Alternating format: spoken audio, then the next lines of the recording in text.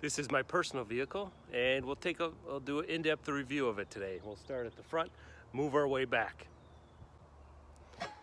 The overall specs on this truck here, this is a Willy Sport with a soft top and a manual transmission. The only option I got on this was the tow package. Under the hood here, we've got the very well-known 3.6 liter V6 that's very widely used throughout the Jeep, Ram, Chrysler lineup. You can see for a few unique things in the Jeeps. They mount the alternator at the top, and they've got a special air box to allow water fording to protect those components. Overall, I would say this engine is perfectly okay. It is a little bit high revving for this application. Sometimes it would be nice to have a very low revving engine for a truck. So it takes a bit to get it used to in that respect. But I will say overall it is okay, and from everything I've heard and seen and experienced, this is a very reliable engine. Now up front here, we've got the unique black gloss grille on the Willy's package, which looks very good with this white. Ironically, I was waiting to order this until the Sarge green color was available. But when I saw it in combination with this grille and the black wheels, it just didn't look good to me. So I ended up going with the white. Another thing to point out is here, we've got an actual bumper. It's not molded into the front end of the truck. It's a standalone bumper that might actually do something and survive a collision. Even on the base model here, we have fog lights, which is nice to see, and tow hooks. They're not painted red, but I think they'll still work. One other unique touch they have here, even in the halogen standard headlights, are quite good actually compared to other vehicles I've driven. These unique touches, so if you can see here at the inside of the bulb, it's a Jeep grille in there. Nice touch. And of course, the other main feature up front here is the look of it. Nothing else looks like a Jeep. You've got the standalone fenders, the relatively straight up grille, of course the iconic 7 slots. This vehicle has personality, unlike most everything else on the road. Coming over to the side here, one other piece of the Willys, even on the Willy Sport, you get body colored fender flares, which I think look good with this. Of course, the black badging and unique wheels and tires for this package. So you get this, in my opinion, the nicest looking wheels here, this black combination. I think it looks really good. Then also you get a rock rail running beneath the cab there. Not only does it provide some protection in off-road, but I think it finishes off the bottom there nicely. You can see here this Willy Sport also comes with a set of Firestone Destination MT2 tires. So these babies are full-on mud tires. They are ready to send it. So this is one of the reasons that I was a little bit hesitant to get this package. But after driving it, road noise is relatively low. You do hear them, but it's not obnoxious. There's some whirring at speed on the highway. You don't even notice it. But they look pretty awesome, I have to say. When it comes time to replace them, my brain tells me that I should go with a less aggressive all-terrain tire, because it probably is hurting gas mileage and noise and that. But my heart says, no way, man. How are you gonna replace these with something different? They look pretty amazing and give this truck a very nice look.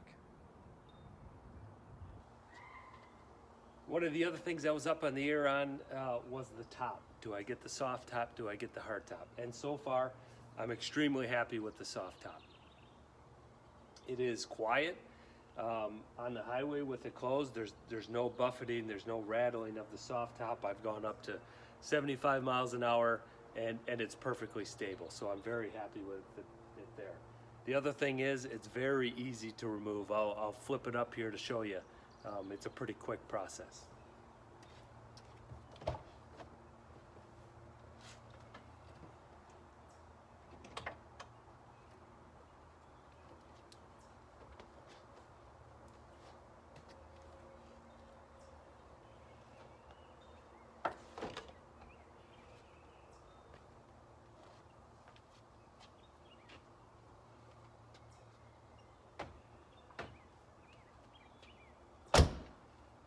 There you go. The other thing is I have driven this on the highway with the top open and the back off, so the top basically removed, and it's much quieter than I was expecting. You can even wear a hat inside and it won't fly off. It's quite good. On the interior here, you can see this is the Willy Sport, so it is the lower trim level. You've got manual windows, manual locks. You also have the smaller radio screen here, but overall I really like this interior, and it's not missing anything. You do have air conditioning and cruise control there on the steering wheel. Now one of the things you guys might be thinking, man, how could you not get power windows and power locks? The way I look at it, that was anywhere from $1,500 to $3,000 depending on what package you got. Am I gonna pull out $3,000 out of my wallet? This. And obviously the answer is no. I'm gonna keep that cash in my wallet and use my finger to unlock this door. And conversely, roll the window down. Another way I look at it is every time I roll this window down, I can pay myself 50 bucks. Who keeps locking these doors?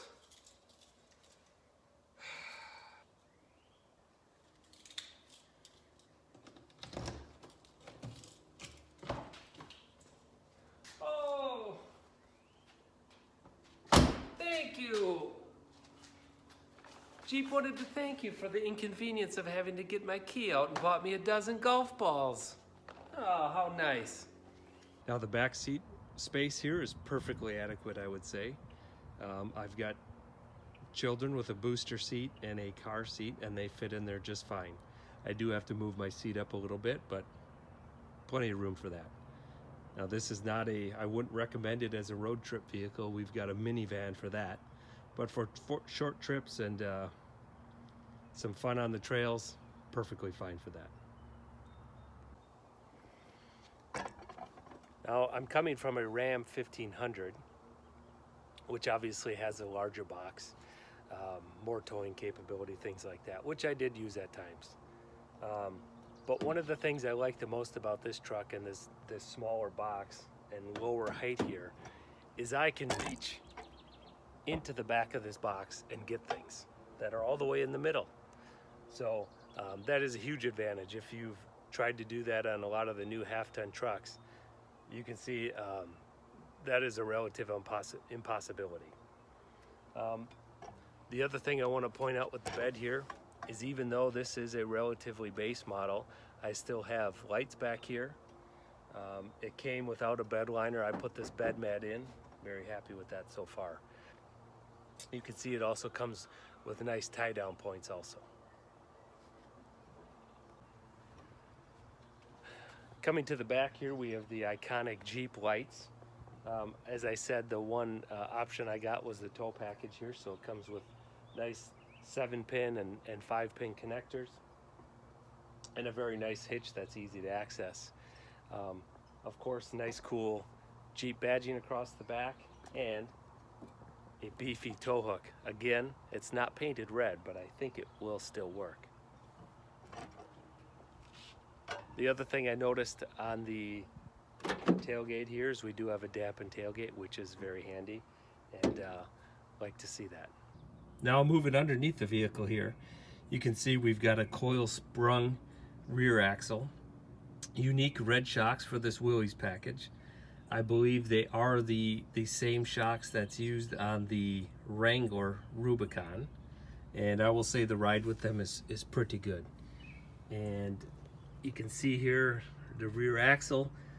The one thing I will say that I noticed on this vehicle is it's very well coated and protected against rust under here. So you may have heard a lot of the recent talk and observations on the Ford F-150 and the rear axle on brand new trucks being significantly rusted. And I was very happy to see on this vehicle that is not the case. Things are still looking very good. Of course, I've had it about a month here. There's a little bit less than 1,000 miles, but it looks like everything was coated nicely. From what I saw in those Ford trucks, it seems due to cost cutting or maybe supplier issues, they gave up painting the rear axle altogether, and there was questionable coating on some of the fasteners, which I agree. Structural integrity of the rear axle is not compromised with some surface rust. However, some of the fasteners that I saw were very corroded also, which would make them nearly impossible to get off.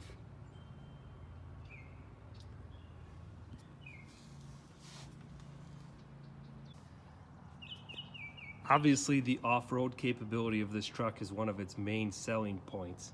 As you can see here, the approach angle is very good in that there's nothing obtruding the wheels there. You should be able to run over pretty much anything you come in contact with.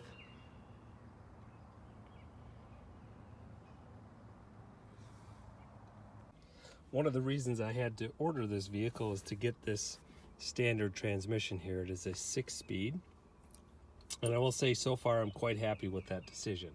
Now, the tow rating on this is significantly lower than the automatic transmission, but with my experience towing about 3,000 pounds of firewood in a trailer, in the overall size of this vehicle and stability on the highway, I wouldn't think you'd want to tow much more than that on a regular basis anyway. Now, I will say the throw of this is quite good. One of the spacing of the gears, or the gear ratios in 1 through 6, are a little long in that you do have to rev it up fairly good in first gear, second gear to have a smooth transition into the next gear. You get used to it, but it's one of the things you notice right away. Of course, we also have the manual engagement for the four-wheel drive system, and then a good old handbrake. Now, the ride quality on this vehicle is not luxury car, but it's quite good. I had a 89 Wrangler and a 2001 Jeep Cherokee, the XJ, and the ride and handling overall vehicle is far superior to both of those. Yes, it's still a Jeep, or a straight axle, front and rear, but you really wouldn't know it. Most people would have no clue the difference there. I'm very impressed. And I think it has to do with the length of this vehicle. It's a bit stretched out from the Wrangler. It is a little bit smoother ride. So overall, very happy with that. I have not been able to do extensive mile per gallon testing in here. The first few tanks of fuel, I was exclusively hauling firewood in it, so I put it right to work. During those times of mixed city highway driving with about 3,000 pounds of firewood behind me at most times, I got about 17 miles per gallon. Now, I didn't push it hard. Obviously, it was new, still in the break-in period, so I was being very easy on things. But I look forward to doing more extensive mile per gallon testing and give you some results on that. Now let's go for a ride with the top down. Now, even though this is a base model, all of them come with a proximity key and push button start.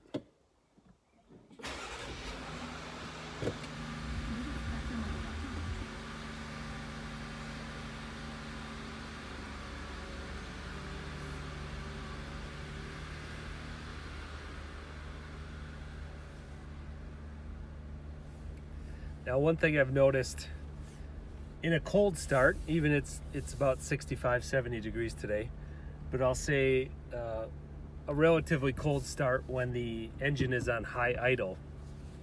It's extremely easy to drive this manual transmission in that you don't have to give it any gas to get started out. First gear, shifting into second, I haven't even touched the gas pedal, the throttle, to do anything. I can just shift. Now the one thing is in third gear here, it wants to go about 22 miles an hour without touching the gas, but that's until high idle comes off. And even through the neighborhood here and around town, the ride is a little bit bumpy, but like I said, it is light years ahead of the previous Jeeps that I've had. You know, it's been a while, but again, you are paying a penalty for this vehicle as far as ride quality, but it is very, very minor.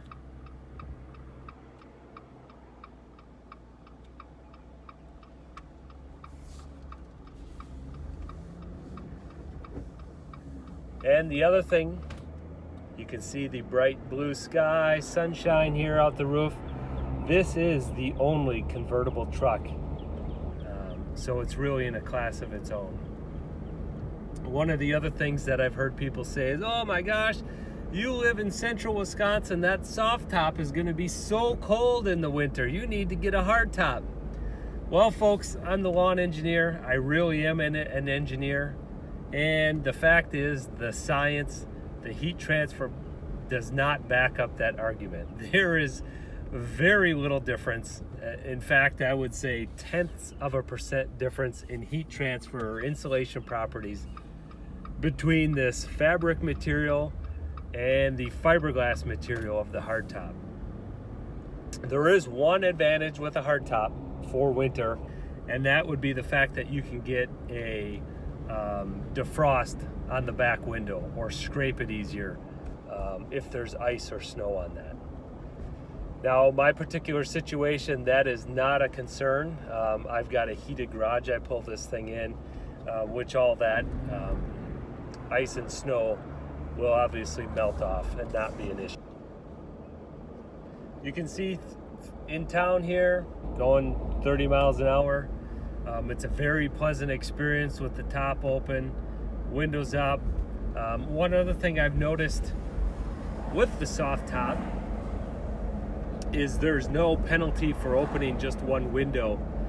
In other vehicles, you'll get that very harsh vibration and the pulsing of the air pressure that'll hurt your ears, and that is not existent with this vehicle with the soft top. You can hear the tires a little bit. I don't know if it's coming over the audio. Tire noise is pretty minimal. You do know that they're mud terrains, but it's not as bad as you might hear on a lot of other vehicles.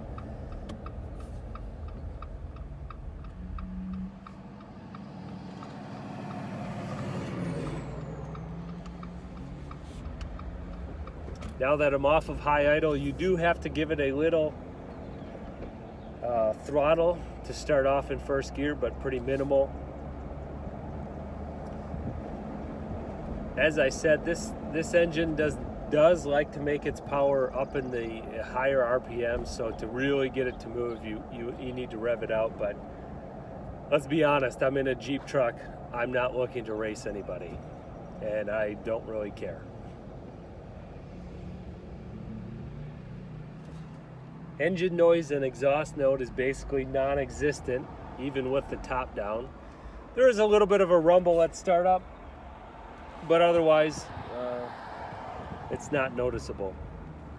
In my younger days, I probably would have already hacked out the muffler and replaced it with something louder. But at this point in my life, I'm starting to appreciate quiet things. So I think I'm going to leave it just as it is. I'm gonna pull into the gas station up ahead. I've done about half a tank of 50% city driving, 50% highway driving without towing, and I have 878 miles on the clock right now. We'll see what the pump, the hand calculation on miles per gallon is. The computer is giving me a readout of 18.8 right now, so we'll see what it really is.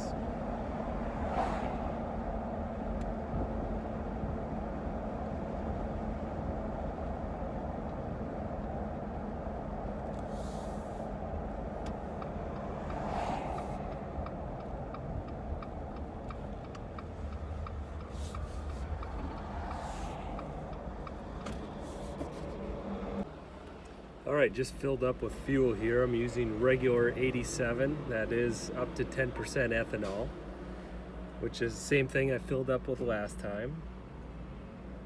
So let's see here. I had 164 miles.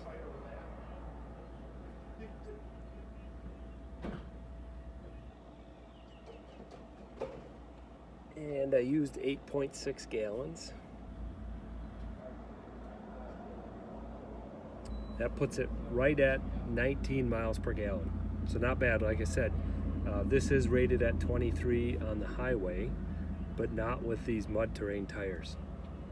And I probably did a 50-50 mix of city driving, highway driving. I came up at 19. So not bad. I'm happy with that. Again, I drive pretty conservative though, so I'm not racing anybody or accelerating fast. But that's about what I expected. Just to close the loop on the mile per gallon testing, so the computer said 18.8, I hand calculated 19, so that's pretty darn close. The reality was actually better than what the computer was saying. I'll check it a few more times. 879 miles on the clock now, so we're still not even broken in yet, obviously, so we'll see if things improve. The other thing to note is it's been quite cold here for this half a tank of fuel. I would say the high temperatures averaged in the low 50s, so normally with summer, thinner air, warmer grease, warmer oil everywhere, that seems to improve. But I'll keep updating that. We'll see where it goes. Now, one of the things you might be wondering is, that bed's kind of small. How am I going to fit my 12-foot piece of baseboard I buy once every 15 years back there? Well, let me show you a little trick.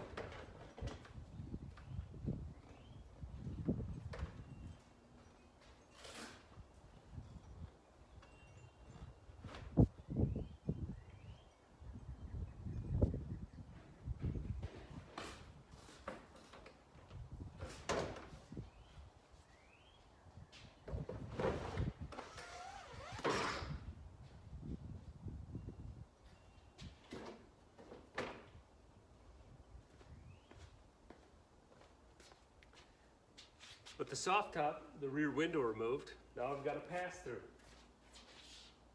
I can put something all the way from the tailgate through the back window, and even if I want, up through here and rest it on the windshield.